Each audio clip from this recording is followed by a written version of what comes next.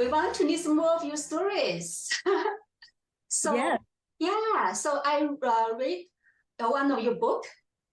That's why I know you. So tell me, so you read a few books about dementia. Tell me your books. Yes. So my first book I wrote is called Love in the Land of Dementia, Finding Hope in the Caregiver's Journey.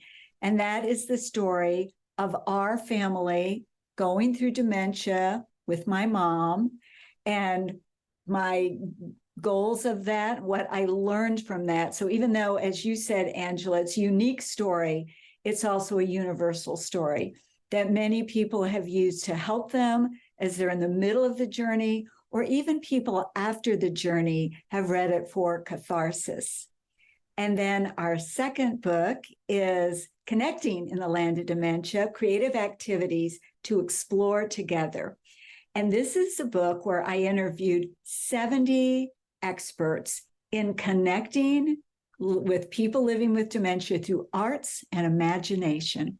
Okay. And so there are just easy activities that anybody can do. And what I love about these activities is you try one, it works. Hooray!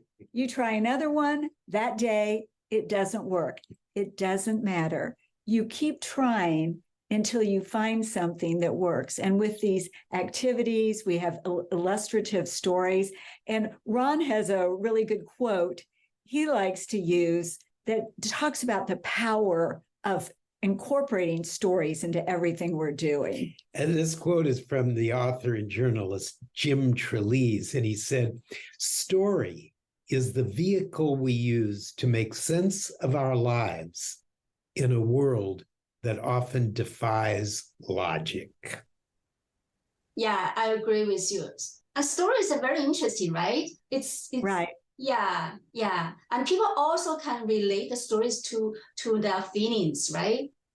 Yes.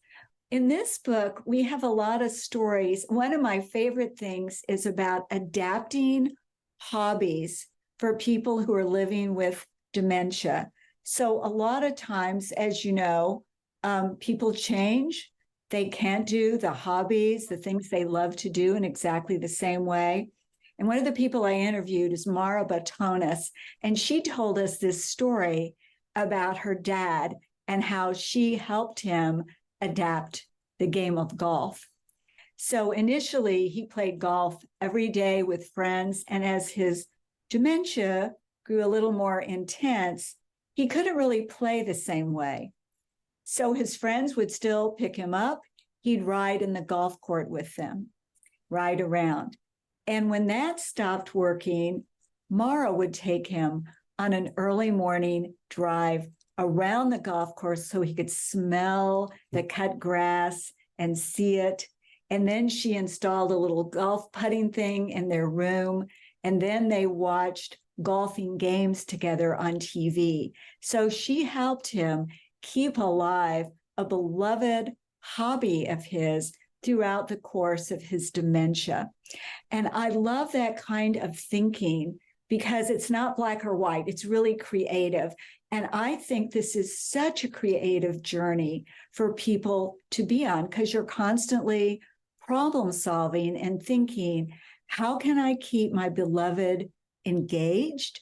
How can I give them a feeling of purpose? And there's so many different activities people love that they have to amend. You know, we all do as we get older. We all have to amend. So this is a really important and fun way of thinking. And we have a lot of great stories in the book that illustrate how you can do that. Yes, those stories are very interesting. I think everybody should read this book, especially those people with dementia and their caregivers. Yeah. There's lots of tips. I want to tell you one other very quick story about adapting hobbies. Two friends of ours were avid bird watchers. So that, you know, they'd go out and they'd tromp through the woods. So when they could no longer do that, they set up their living room. So their sofa faced the windows and they had bird feeders outside the windows. And then the wife would make hot thermoses of coffee. They'd have their binoculars and their birding books, and they'd sit there and bird from their living room. And I love that. I thought that is so creative, and they both still could share that hobby they loved. So I agree with you. People with dementia, they have the unique life, right? The hobbies. We just have to find out the sweet point, right? To how to make them happy, right? How to motivate them to enjoy life as everybody else, right? I love what you said about finding the sweet point. And I think you are so right. And it takes experimentation.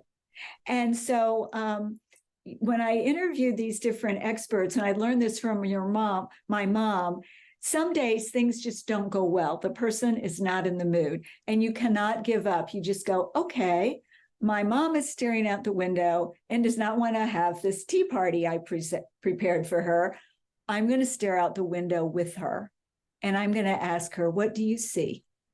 And what are you thinking about? And just do that and have a tea party another time. So there's no failure in this.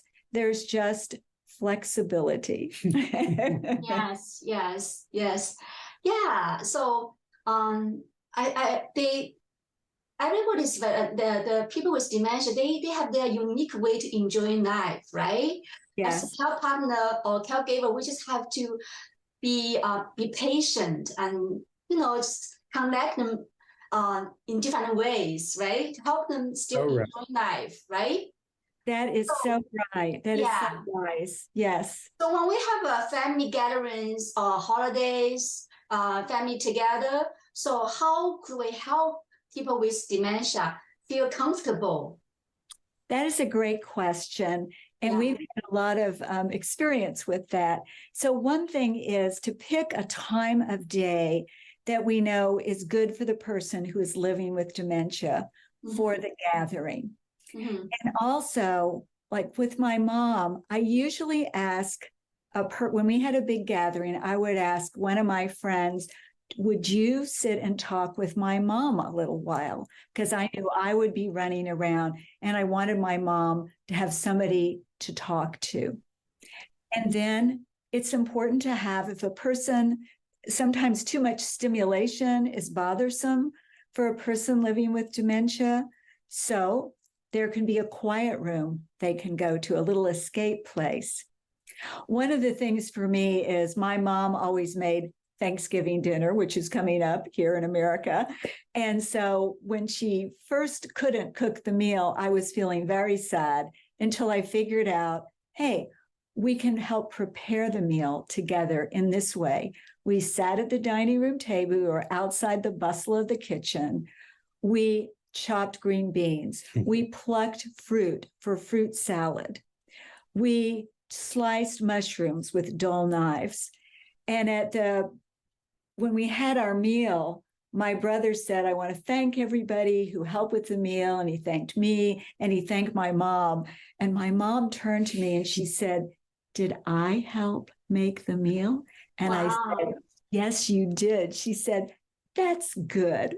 Oh, that's so sweet. She's still part of the family and she still makes contributions. Absolutely. And I love what you just said, Angela, of making a contribution. It's so important to all of us. And that importance doesn't diminish just because we happen to have a cognitive impairment. And there's so many ways. And food is one of those ways of helping to prepare a meal for people, whether it's family time or just dinner time.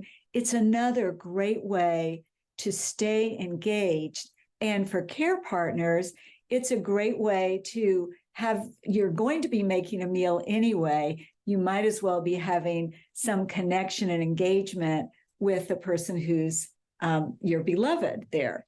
So being in the kitchen, particularly with specific tasks, keeping it very safe, is a wonderful activity, even for those who haven't spent a lot of kitchen time before. Wow, that is very empowering. Yes, it is. So how people enjoy listening to your stories? I'm just curious, like you've been traveling around many places in the world. Yes. Well, we love sharing our stories with caregiver groups, particularly either professional caregivers. Ron was reminding me of one of our first performances. Do you want to, when we were reading stories, and there's a story we have called The Purse. Mm-hmm. And in that story, my mother has lost her purse in my house. She absolutely cannot leave the house without her purse. And I have looked everywhere. Mm-hmm. And people are laughing during that story. And we're going, why are they laughing? And it turns out this was a lot of healthcare professionals who had worked with people living with dementia. And afterwards, they came up to us to say, we totally identified with that story. We've been in that situation. And so they were laughing because they weren't the only ones. And so that was a great way to feel connected, for all of us to have a little fun together on a serious subject. Yes.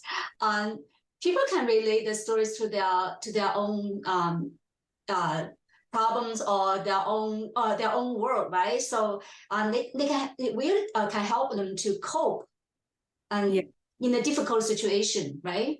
That's right. That's really true. And I'm thinking about when we were in Istanbul, and we were so lucky to be able to speak through an interpreter, a translator, to people at the Alzheimer's Society in Istanbul.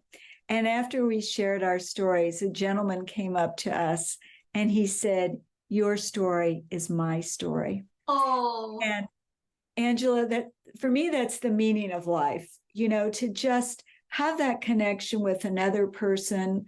We have different cultures, we have different languages. We're going through the same thing together. Okay. Yes, and the stories are universal, right? The stories are universal. And I think that's what gives us comfort. And also, talk about stories. I was lucky that I documented some of my mother's stories. And one of the things that happens to, I think, a lot of us is there's repetition often in the beginning and middle of dementia. Well, at one of our gatherings, a friend of mine sat next to my mom, as I told you I like to do. And afterwards, she came up to me and she said, "Your mother is so interesting. She told me all about her time in Iceland during World War II. And so I said, "Oh, well, that's wonderful."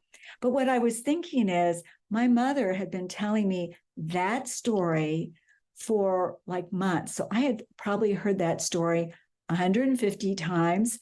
And I had forgotten to appreciate it. Do you know what I mean? And so by my friend hearing that story and saying, "Your mother is so interesting," I thought, she's right. My mother is so interesting. That is a unique story. And I'm so glad I've written it down.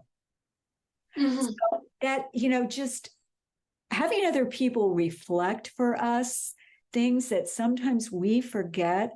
We're so focused on helping keep our beloveds safe and engaged that we kind of forget sometimes, here is a fascinating person I get to be around. Wow. There's lots of travelers living with dementia out there. So it enriches us all. Mm-hmm. Exactly. Thank you for joining us today. It was our pleasure. Thank you.